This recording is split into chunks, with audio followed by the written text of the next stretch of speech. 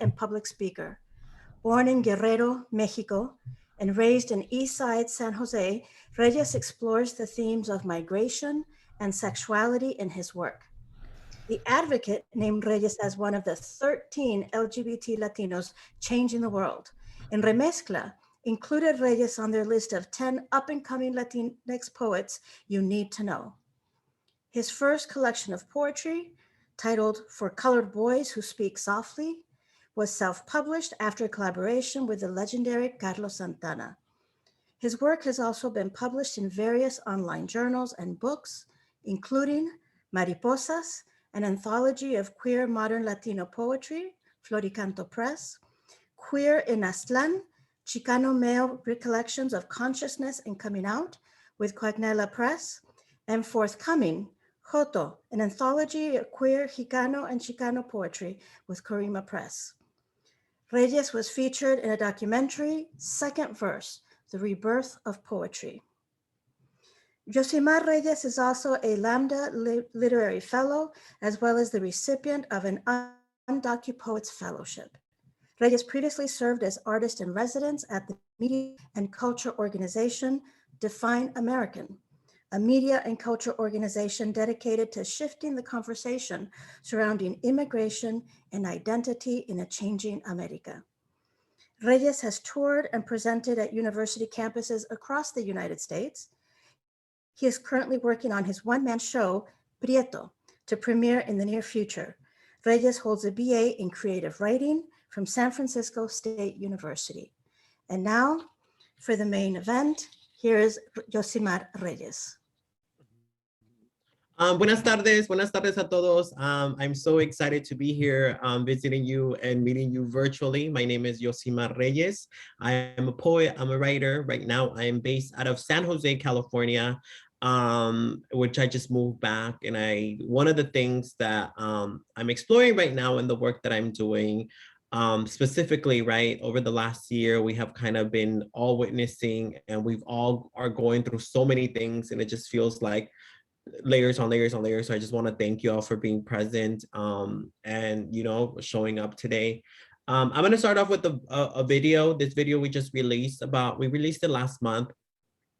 And I shot this video about when almost a year ago, when the coronavirus was starting to develop. And we were kind of getting notice of what the impact that this was having. At the time I was living in Los Angeles. And my grandmother lives in San Jose, California.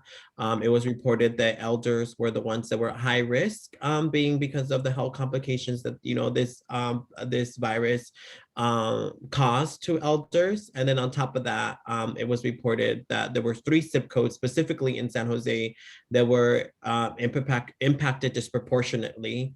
Those zip codes would 951-127, in which where my grandma resided. And it so happened that those 3 zip codes were also heavily populated by Latinos. And one of the things that I wanted to discuss was definitely that, like the impact that the virus and the pandemic had on Latino communities, and more specifically undocumented immigrants. In California, we have Governor Newsom that announced that there was going to be a $500 kind of aid for undocumented immigrants. Those are the only $500 that have been allocated for undocumented communities, and we're already a year out into the pandemic. So I think right now, one of the things that I wanted to be sure to capture was the way that undocumented communities are building mutual aid and systems of support to survive a global pandemic. And also to debunk this myth that undocumented immigrants are stealing resources from the country, or that we are the ones that, you know, are taking. So I think I wanted to capture that through the lens of being a caretaker, which is me navigating all the resources for my grandma. So this first video is titled "What About Us?" Y nosotros qué. This video I wrote in English, and thankfully I was able to translate it in Spanish because my vecinas were like, we want to be able to hear it. So there's an also Spanish translation should you want to have access to it. But I'm gonna showcase the English one, and you get to meet my abuelita, and it's titled again, "What About Us?" Mi abuela is 85 years old, and since we began social distancing, abuela's distraction has been spent in our living room watching telenovelas y las noticias. I spend my day stuck in my room, pressured by writing deadlines and Zoom calls. I try to break down to her how I can still work through the computer and what a Zoom call is, but it goes over her head, so she leaves me alone for a couple of hours until she comes barging in the room reminding me, "No has comido en todo el día." We sit down to eat, and through conversation, she explained to me the latest updates with COVID-19. Abuela doesn't understand that through social media, I'm already aware of these updates. Univision gives her tips on how to disinfect the house, precautions she should warn us about when running essential errands. She knows that she's high risk, being that she's 85, so she's very attentive to what the news informs her. Trump announced a stimulus check of $1,200 given to every American. Excitedly, she asked, "Y nosotros? ¿Nos van a dar?" I have to explain to her that undocumented people who file taxes with an ITIN number do not qualify. She shows concern for her comadres because she knows they aren't as lucky as her. She knows she has me, and with my English, I've been essential in helping navigate resources for her. She also heard that Governor Newsom in California announced an eviction moratorium. ¿Y qué es eviction? I explained to her that this means landlords cannot evict people for not being able to pay the rent. But it does not make sense, because even if you're not able to pay, your rent will accumulate and you will need to pay back rent. Many undocumented people who live paycheck to paycheck, this will create a system in which they will be indebted to landlords. No es justo. Si nosotros trabajamos. Abuela is aware that during this pandemic, undocumented labor is the backbone that is holding America together. These essential workers are the same ones we've seen go viral for being asked to speak English while providing customer service. These are the workers so many opposed to making a living wage with the excuse, if they wanted to make more money, they should have gone to school. As if education did not equal student loans and was a guarantee of making a living wage in this country. These are also the farm workers we essentialize when wanting to prove that brown hands pick your salad. Abuela's comadres are like her, non-traditional workers. They are street vendors, recycle bottles and cans, work cleaning hotel rooms, nannies, or go door to door selling Mary Kay products. She calls them, and when they have questions, she hands me the phone so I can explain to them the resources provided locally. Las señoras are grateful for my intelligence, and before hanging up, say, "Gracias a Dios que te llamé. Thank God I called you." In the same regard, Abuela has placed the uncertainty of this moment in prayer. She sits with the giant print Bible in her lap, and with her magnifying glass, she reads scriptures. During this quarantine, she has vowed to read the Bible cover to cover. She says her faith is the sole reason she has been able to survive this country, and I believe her. It takes a divine power, unearthly energy to be undocumented in America. While the rhetoric in this country is that we are the invisible enemy, Abuela and her comadres built networks of support for one another. Through phone calls, texts, and WhatsApp messages, they check in on each other. While the Trump administration weaponizes these moments to vilify us, we prepare for the next battle that lies ahead. The invisible enemy, a group of señoras praying for the fate of the undocumented.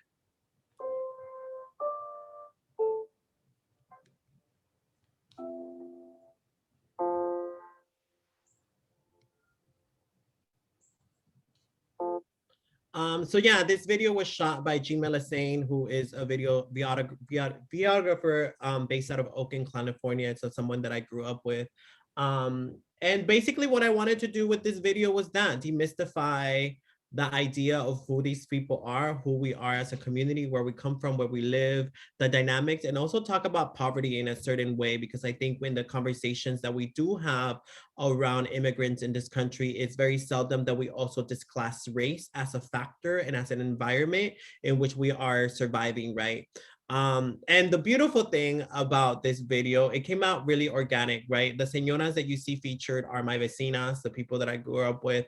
And initially, I did not want them to be in the video simply because I'm very well aware that oftentimes when we do stories regarding undocumented immigrants, oftentimes we want to capture the images, not knowing the repercussions that might come with the publicity.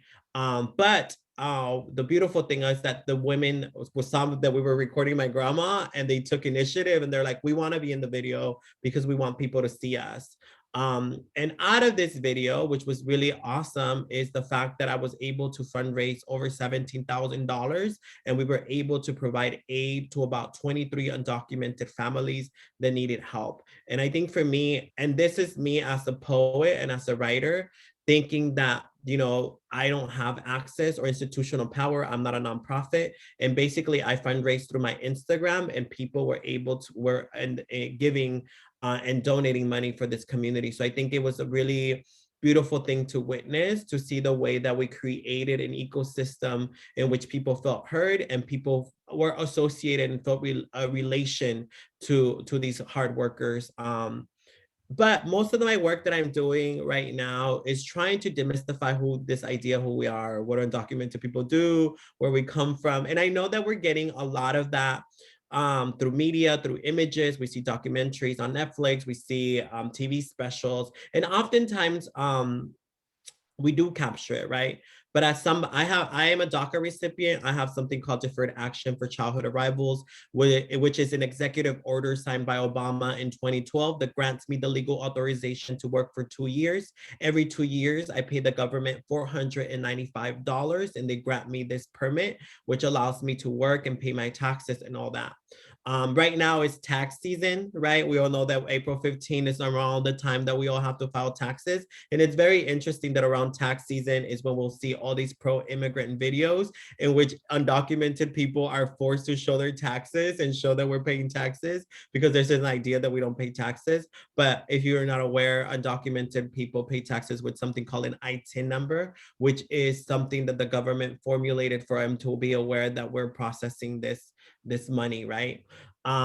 So what I wanted to do with this presentation, when I was thinking of conceptualizing this talk, I was thinking about the idea that oftentimes when I am speaking about my experience, there's this idea that I need to educate people, or that I need to persuade someone or debate someone around immigration. We know that immigration is such a polarizing topic, and people have passionate views around it, right? As a structure, as legislation and whatnot, right? But for me, I think as a poet and as a writer, I realized that I was just wasting so much energy debating people about my existence that I'm no longer interested in that, right? I always start my presentations by simply stating that if you're somebody that wholeheartedly believes in caging children and separating families, and if you believe that I am inferior to you because I don't have a social security number, if you wholeheartedly believe that, then there is nothing I can do to convince you, nor do I want to. Like, that's something that it needs to be addressed with a therapist or somebody else, because that's not, xenophobia, as we discussed it as a paradigm, is the fear of others. And it is a reality that people are xenophobic, but that is rooted for something deeper that I don't think I have the qualifications to explore. If anything, this conversation is more about letting you into my life and giving a perspective on what I've been kind of experiencing and building for the last 10 years since I kind of was out as undocumented. The presentation is titled "We're More Than Tragic Stories," simply because it's such a sobering conversation when we talk about immigration. And I think we've reached the point in 2021 that people want more nuance, and people want more three-dimensional characters when we're building undocumented narratives. So that's kind of why I decided to build it in the way that I did it. So I'm gonna share my screen. So this is We're More Than Tragic Stories. Again, my name is Yosimar Reyes. And we'll start with, let's see, my presentation. Let me build it. Okay, great. What's interesting right now in the discourse around that is that right now, I would argue that it's the time that we have a bigger understanding of who undocumented people are. We already know there's 11 million undocumented people in this country. Even right now, we're talking about language, right? Right now, they are changing the term alien to non-citizen. And what does that mean? The conversations, we went from using the word illegal to describe undocumented people to now we're illegal. So in a way, for those people that don't realize what language is and the impact that it has, it really does have an impact, because when you label people, it causes you to kind of not view them in a certain way, right? If people view me as an alien as opposed to a non-citizen, it has an impact on the policies that we are proposing, right? Right now, there's a book by Carla Cornejo y Vicencio titled The Undocumented Americans. It came out last year, and she is the first undocumented person to be longlisted for a National Book Award, which is a huge accolade considering the institutional hurdles that many of us have to surpass, right? And one of the beautiful things that I love about this book is that she really starts with like a punk rock attitude towards immigration and the discourse that we run around immigrants.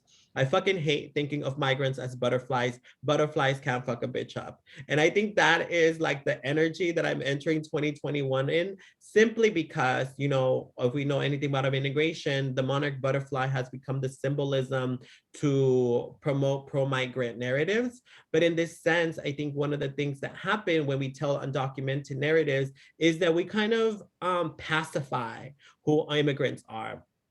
And the strategy was that if we pacify immigrants, if we promote immigrants as fearful, as always needing something or help, if we view them as these people we need to help, then the strategy was that citizens would vote in a progressive manner or vote in a pro-immigrant agenda, right? So I think that was the audience in which we were building these narratives. But sadly, one of the things that lacked is that we never thought about other undocumented people viewing these stories. So what happens to the psyche and what happens to your emotional well-being when all the stories that you see propagated through our mainstream media are about your demise, are about your deportation, are about how hard you have it, are about your social anxiety, about surveillance.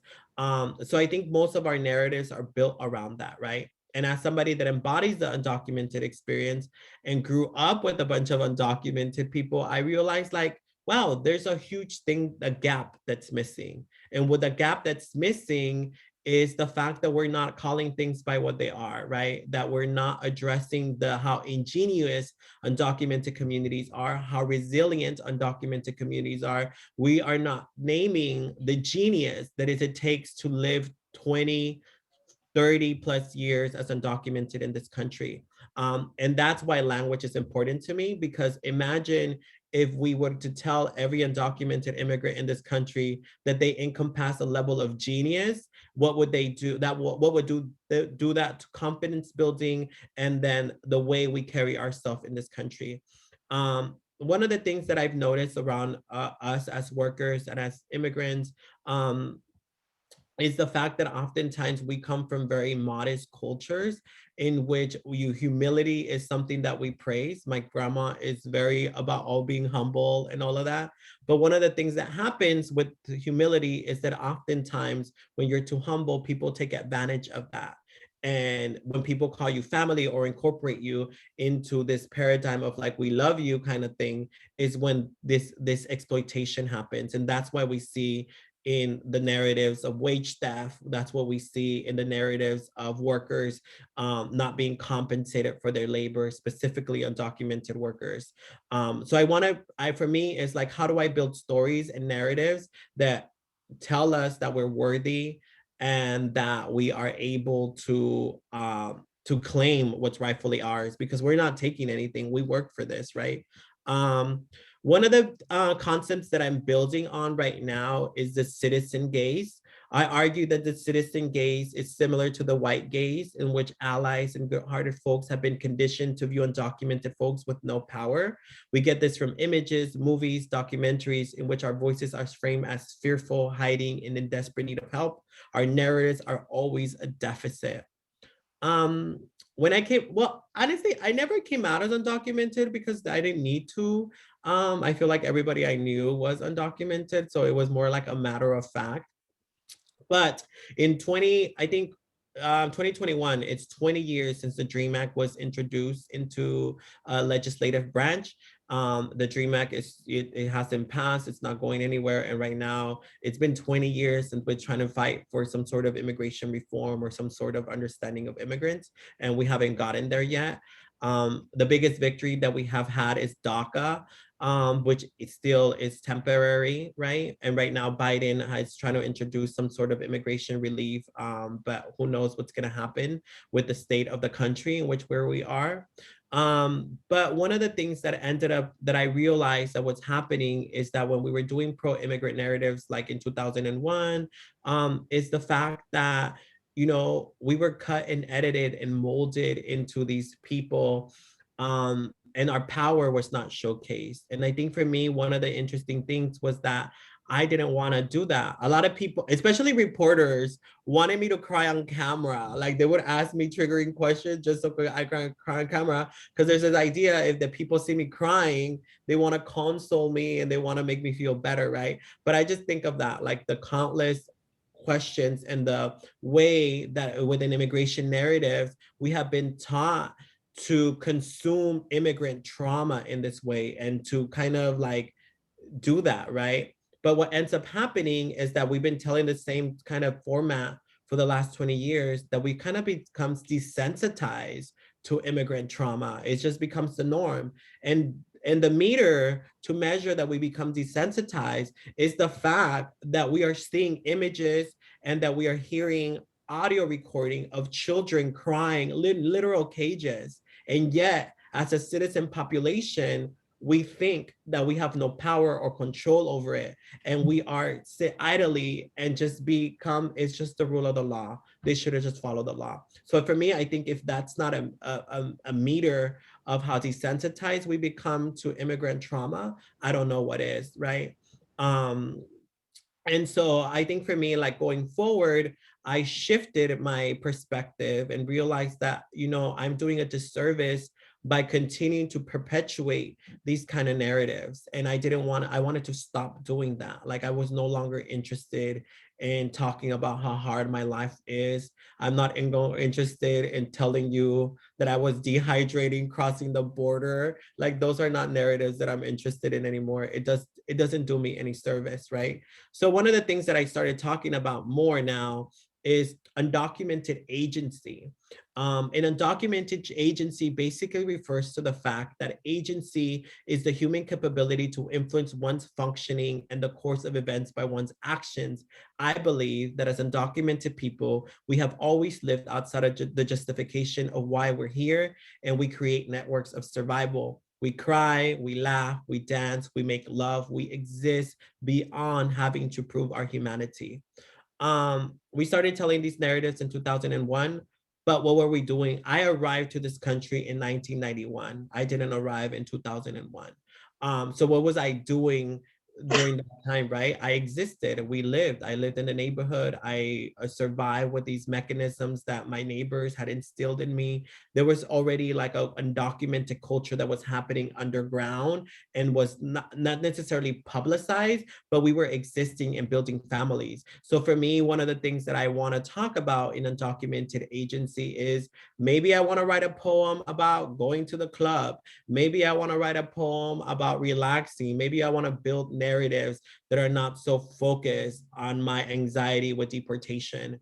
And the significance and the importance of building those narratives is that it causes the audience that I'm building for to have a mental break, to relax, to enjoy themselves. And I think it's very interesting with the Black Lives Matter movement that just happened, right? Or it's continuing to happen. This is the biggest movement, the civil rights movement of our time. And right now, that folks are talking about joy, specifically because we are up against so much and everything right now. There's so like you cannot move forward without having conversations where we recognize white supremacy, where we talk about nativism, where we're talking about all these isms that are slowly uncovering, right? Police brutality, and we're talking about institutional powers, right? So I think one of the beautiful things that we're witnessing is that most folks now are realizing that for people of color, we also need to build infrastructures in which we're also taking care of ourselves mentally, spiritually, physically, because it is a lot that we're dealing with. A couple of years ago, I did a poem called Undocu Joy, in which basically I just asked undocumented people what brings them joy. And I wanted to capture images of people smiling, dancing, partying, going to the club, like being a hot mess, because I feel like those narratives are also important. And we need to kind of remind ourselves that amidst everything that we're living, it's also important to rest, and it's important to take a break from that. I'm about to introduce you to a couple undocumented artists throughout the country that are building this work. Um, One of the things that happens when you're undocumented is that oftentimes this label, it's a word, it's limiting, it limits you, right? Mm, most folks have kind of used this terminology as an identity politic, but I like to remind people that undocumented is not an identity. Like there's nothing in my body, in my spirit, in my hair, nothing in my essence that's undocumented. Like it's a social conditioning. Is just like growing up poor. You know, there's nothing in your body and your physique that's poor. It's a conditioning. In a similar way, it informs my identity and informs the way I view the world, but there's nothing, I don't claim that as the physicality or as the way that I gravitate towards the world. And I do that knowingly because I know that words are, Maya Angelou says words are things. It gets in the upholstery, it gets in your hair, it gets in your body, right? And I know that when you claim to be undocumented and you internalize it, what that label does, it starts policing your imagination. And for undocumented people, for poor people that grow up with a policed imagination, it means that we never conceptualize or visualize ourselves outside of our immediate need. And for me, what's more important is to dream big and to know that I'm just as able and capable and as talented as any citizen in this country. The only difference is that I don't have a social security number. But that is very important to note because I think a lot of us get trapped in that. This is Brian Herrera, this piece called Essential Workers. Brian Herrera is based out of Chicago, and he's doing amazing visual work, and he's capturing essential workers. He's capturing domestic workers as well as people that are working as first responders and whatnot. The term first responders is very interesting. In Carla Conejo Vicencio's book, we talk about first responders. There's a chapter about 9/11 that we talk about first responders of like the firefighters and the MTs that,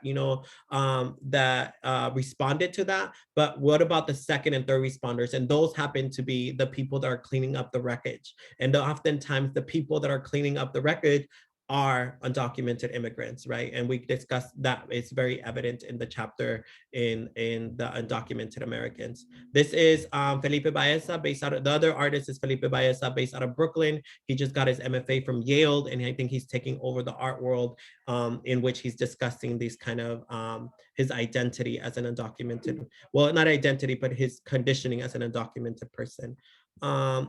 Right now on YouTube, there's a web series called Undocumented Tales, produced and written by Armando Ibanez, who is also undocumented. He is not a DACA beneficiary, so he is undocumented. He didn't qualify for DACA, but he built this whole web series that follows the journey of an undocumented waiter, and it's beautiful in the way that it's conceptualized, and we say a three-dimensional character.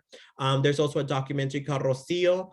You can stream it on Amazon Prime by Dario Guerrero. Rocio follows the journey of Dario, who is graduating from Harvard. His mom is diagnosed with a terminal illness, and now he needs to self-deport to Mexico to find treatment. One of the beautiful things about this documentary is that it's capturing undocumented immigrants and healthcare and what it means to be sick in this country and not have access to healthcare because of your status. And right now we're having so much literature that's coming out with people who have the embodied and documented experience. Children of the Land by Marcelo Hernandez Castillo just came out last year. And it follows his journey as a DACA recipient. As DACA recipients, we can apply to go back home to something called advanced parole. So he applies to go back home and kind of talks about his mental state in kind of building all of this. And then we have Unaccompanied by Javier Zamora that follows his journey as an unaccompanied minor coming from El Salvador, which is also very interesting because in the discourse, especially now, is like, how do we talk about Central American history, and how do we talk about US intervention with Central Americans and the way that they are moving and migrating to the United States. So these are a couple of resources should you be more interested in diving in and hearing from people that have this embodied experience. um this is my abuelita and this is my tia, and after 27 years of being separated, my tia was finally able to apply for a visa. And last summer, she got her visa and she was able to visit.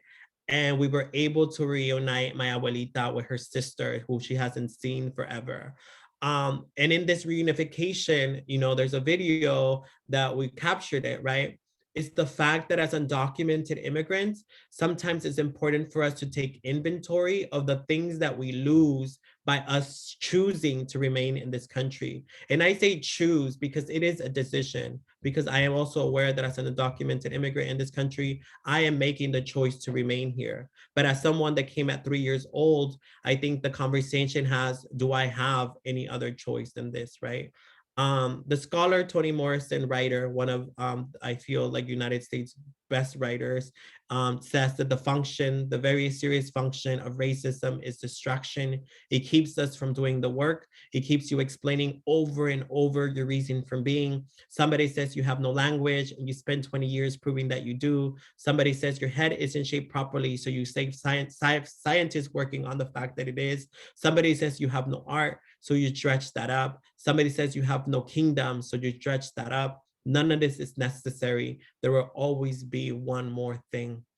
And I found this quote so profound and so relatable to undocumented storytelling, because I feel like with the stories that we tell, it feels like we're putting out a bunch of little fires, and we're so distracted putting out these little fires and being reactionary to whatever, you know, a president or whatever legislation is coming, that we really don't have not taken the time to take inventory of our emotional well-being. And I think right now in 2021, um, post-pandemic, post where we just saw the storming of the Capitol, post the elections, I think right now it is the time and the proper time for us to start really taking a step back and seeing like, wow, like I really need to take care of my mental health. I really need to take care of my anxiety. I really need to talk about what it means to live in such a racialized world. And this picture and this reunification with my grandmother, it's what made me realize that, listen, my abuelita is 86. She's undocumented. In the conversations around undocumented elders, we don't have that. No one is discussing that.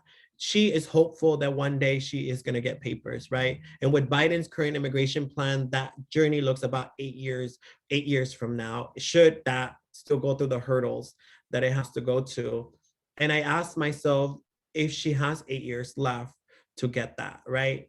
And I think for me, the biggest thing for undocumented immigrants oftentimes is that we tie our livelihoods to legislation.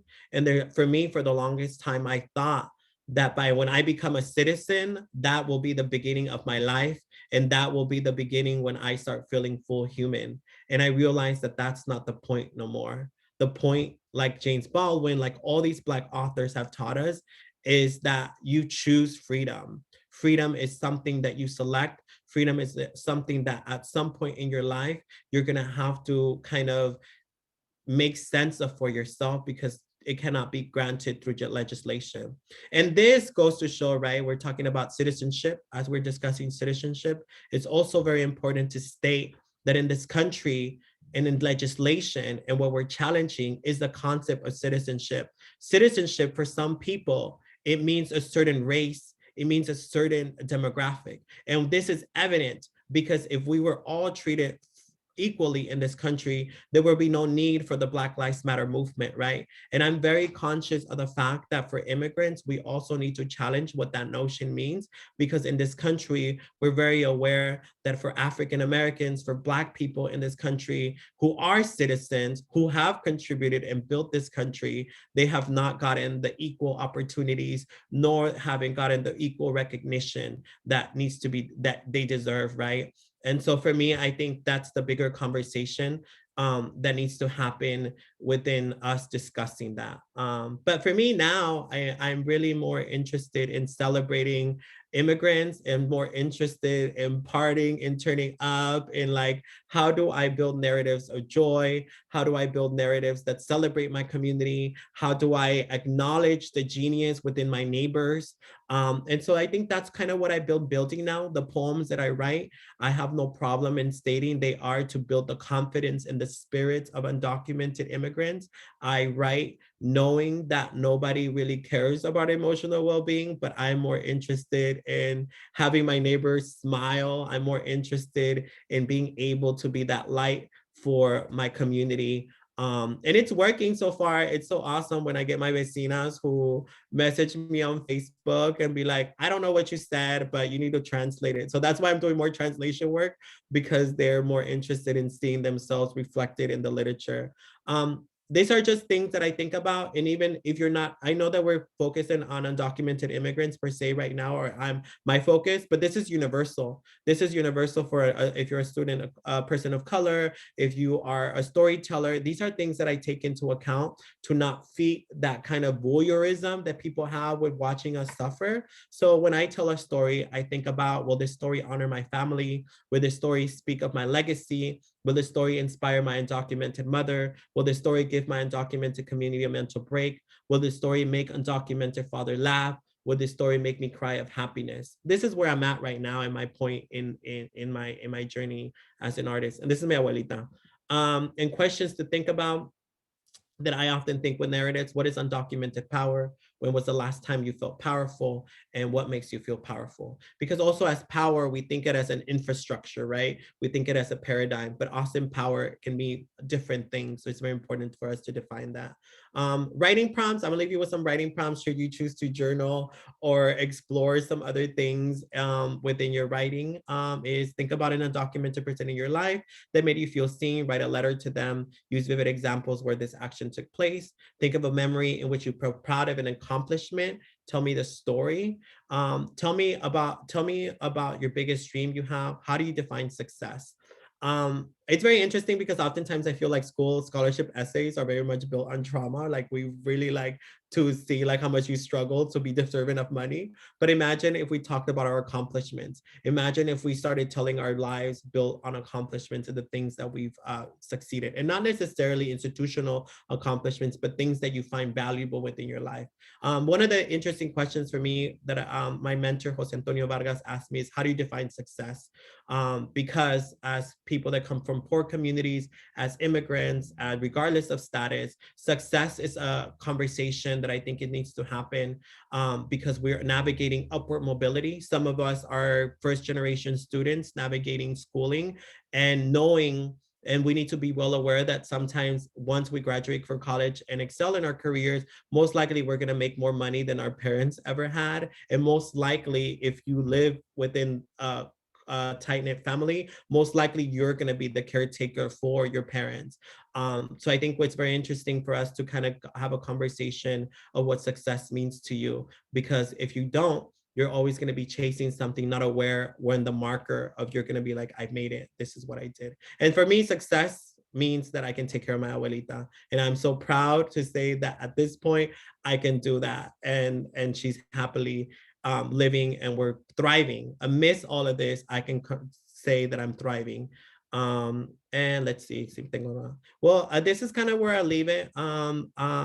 I know that it was intense and I was all over here giving you all political theory, entonces madre, but just know that should I be any resource to you, you can feel free to check out some of my work at yosimar.com. My Instagram is Yosi and if I can be a resource to you along your journey or whatever you're studying, or if you have friends that you know are undocumented and need examples of this community, you can feel free to follow my page and all of that. I think we concised it in enough time for Q&A should you have any preguntas.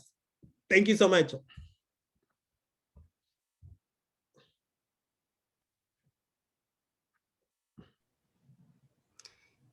If you have questions, please write them in the chat so that we can, the moderators, we can ask them, Yosimar, the questions. Oh, and thank you so much for the affirmations. Having all the feels, this was amazing. This amazing. Thank you. Oh, gracias. I'm glad it resonated.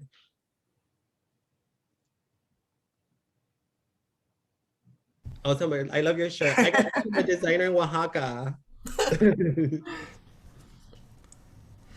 I do have a question maybe we can use to, while we wait for everyone to maybe share their thoughts and their questions. I know, me too, so touching. The way that you portray your stories, the way that you talk about this, Josimar, it is so insightful and so touching. You make me cry a couple of times there. So um, I did have this question as you were talking. You talk about you were raised by your abuelita Mhm.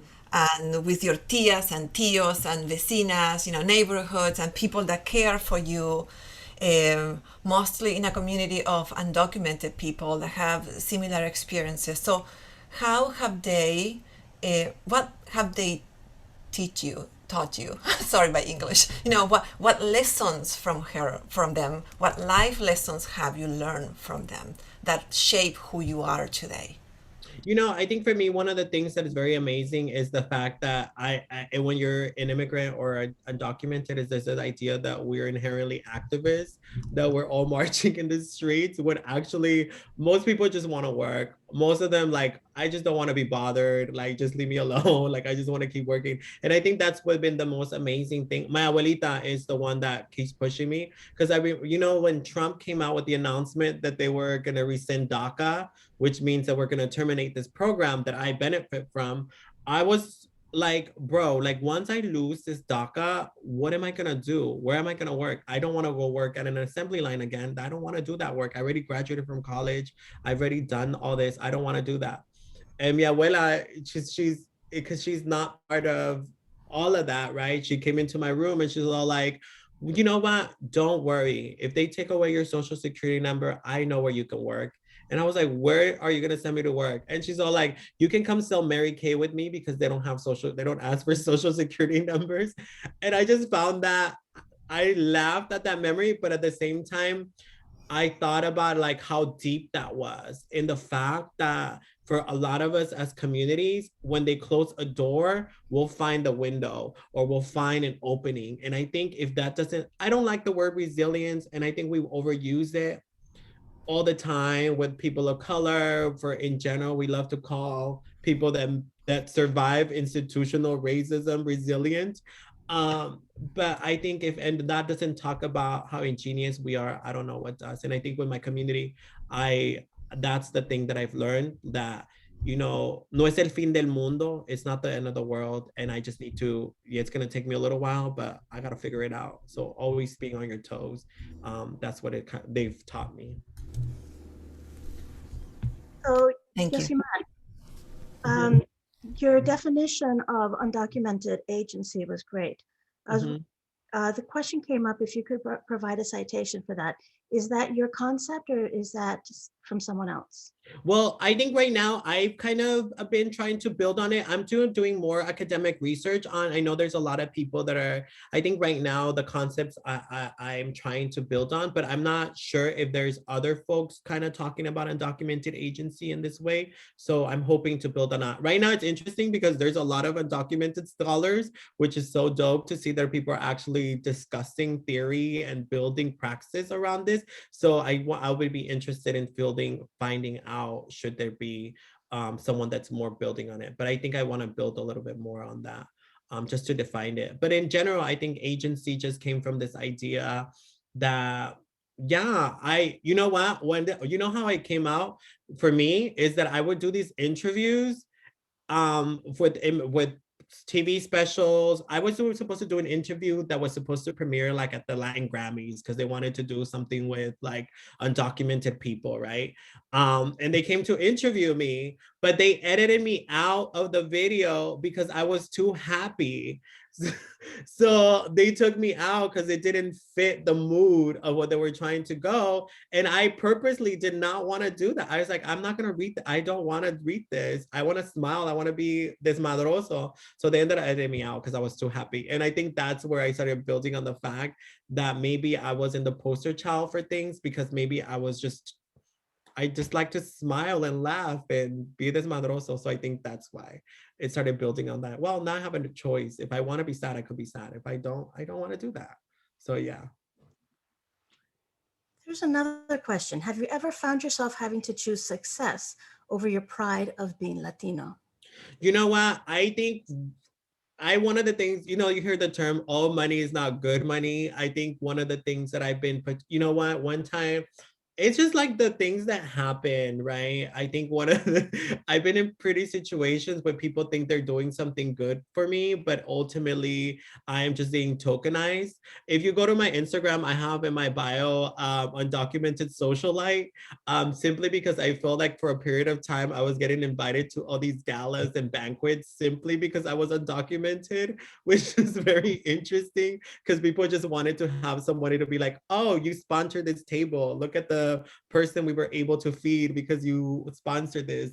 And I use that as a joke. But I think for me, that's one of the things that I realize now. Like, um, I've always liked the motif of like the village fool in literature, right? Like the person that people don't really pay attention to. And that's why I try to navigate in the world. Like, how can I be strategic in my relationship building, and knowing that all relationship building sometimes they need to be transactional, but never compromising. I think for me, I reached the point that, you know, if I would get to reach out by a big network to do something and I don't feel that that's me and it captures me, I won't do it. I've turned down projects simply because, you know, it's just it serves me no good to be part of that or to be edited in that way. And I've gotten reached out by documentaries or people that wanted me to be subject to something. But for me, that's also an interesting thing. I realized that I'm the agent of the story, not the subject.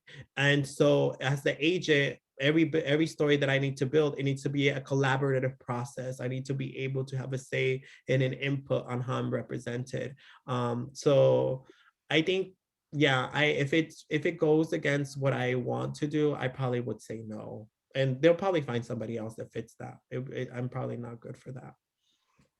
Thank you. I What studied immigration. advice? Oh, you want to read it? No, you could go ahead. I studied immigration from an economic perspective, and I think that your display of immigration and turning your story into positive light is what it's going to still change. Do you believe in no regulation? It's just very interesting. I think it's gonna. I was just listening to a talk by somebody that was talking about. There's a book that came out. It's titled Illegal. And it's basically talking about how we build immigration policy. I think within economics, I think it's just a whole factor. It's a mess, and I think right now the biggest thing for me is how do we make immigration process not punitive?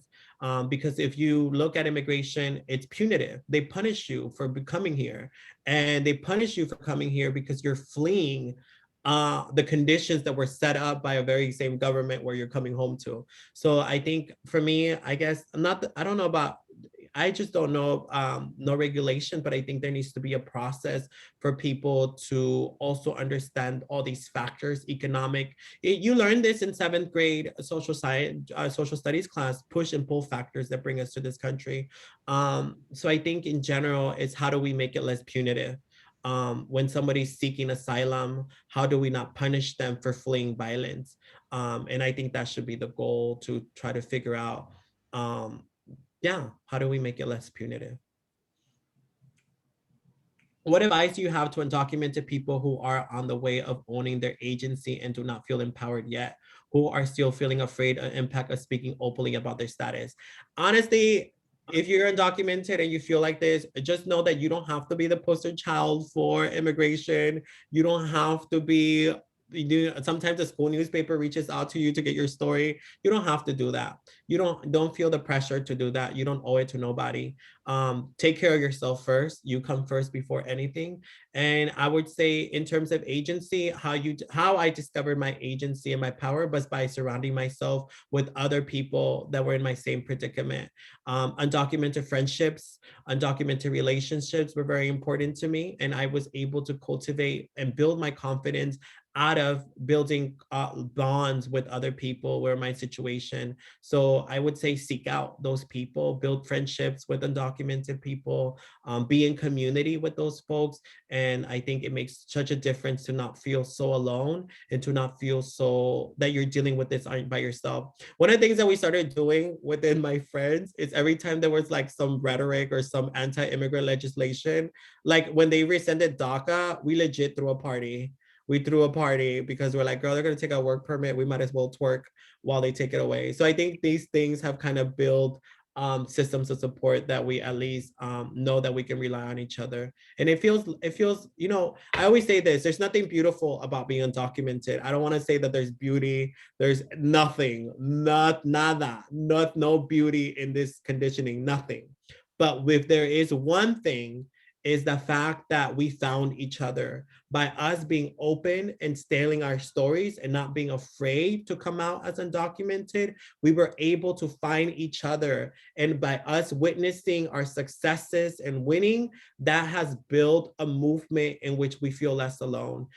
So I think that's the only thing that I'm happy that I'm able to meet undocumented people who are doctors, who are lawyers, who are like building shit. And I'm like, wow, that's dope. Like they can do that. So that's the thing that I found really, really powerful.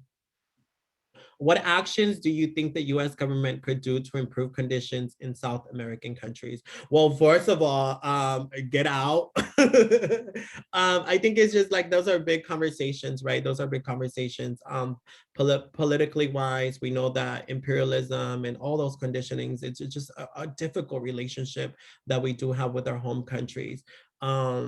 And I think right now it's just being honest. I think being honest of the way that we do have a huge influence over these places and how we are creating these conditionings that are displacing people and force us to migrate. So I think honesty and really knowing the history and the having a global perspective is very important. Thank you. Best talk I've attended in months. Oh, thank you. I appreciate that. Muchas gracias. But yeah, and all this to say, I just want to acknowledge that I am not a political analyst. I am just a poet. I am just a writer who has lived experience. So I just want to say that there's probably a lot of people here who are political analysts, who knows better than I do. But I think reading books, I read a lot of books. So I learn all this stuff from other scholars and other people that are doing deep research and are diving into these kind of topics. There was a previous question. Can you suggest any grassroots charities, groups, or any people working with communities for donating or volunteering? Yeah, so one of the things that I honestly right now with the pandemic, I would say go grassroots. There's a lot of immigration nonprofit organizations that are doing amazing work throughout the country, but I would say go grassroots. Grassroots is the way to go. I think right now, specifically you being in Texas and all this stuff like that, it's impacting you. How I got connected was by local nonprofits. One of the things that I did was do a quick Google search. Who are the immigration nonprofits in my area? Who are the people that are providing aid? And you'll find them up. I know that I'm not sure in your area what's happening, but I know that you have your own kind of communities that are being impacted in a certain way. So I would just do a quick Google search, immigration nonprofits in my area. And honestly, even if it's $5, $10, all of that goes a long way in providing aid. I know most of the immigration nonprofits locally are trying to provide some sort of aid for rent relief, which a lot of people, I mean, everybody's facing rent anxiety because of rent, because of, you know, we haven't really canceled rent. So, and also support local. If you have a local business in your area and you're ordering food, I think that's the best way to support these restaurants and help people stay afloat.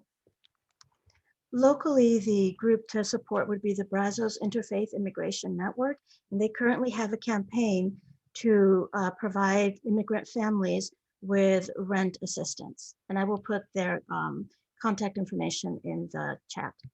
Awesome. Alyssa said, have you been able to visit the border recently? I live in Brownsville, Texas, along the border of Matamoros, and was able to take part in helping many families before COVID hit. You know what? What's interesting that out of all the time that I've been to this country, I have never seen the border. I haven't gone to the border. I've never seen it. I went to San Diego, but when I'm going to San Diego, the last thing is I want to go see the border. So I go to the beach.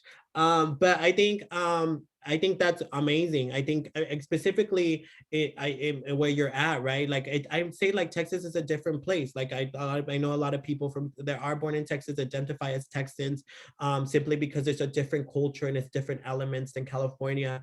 But I think, yeah, being involved and just knowing the history of Texas and all of that is very, very, very important. And I'm so glad that you were able to do that. And I know that you have las colonias and stuff like that, different areas that are, I think people are building more narratives out of discussing those folks that are live in these border areas.